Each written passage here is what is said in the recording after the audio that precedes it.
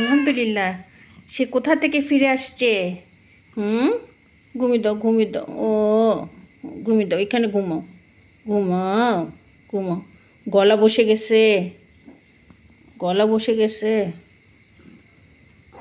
হ্যাঁ, অনেকগুলো খাবার খেলো মাশাল্লাহ।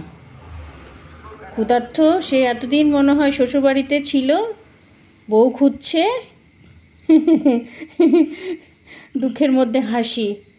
সে বউ খুঁজে পেয়ে বউয়ের সাথে ঘুরে টুরে ফিরে শ্বশুরবাড়িতে বেড়াতে যে মাত্র আসছে। আমি তো অবাক হয়ে গেছি, আমি এত অবাক হয়েছি। হ্যাঁ।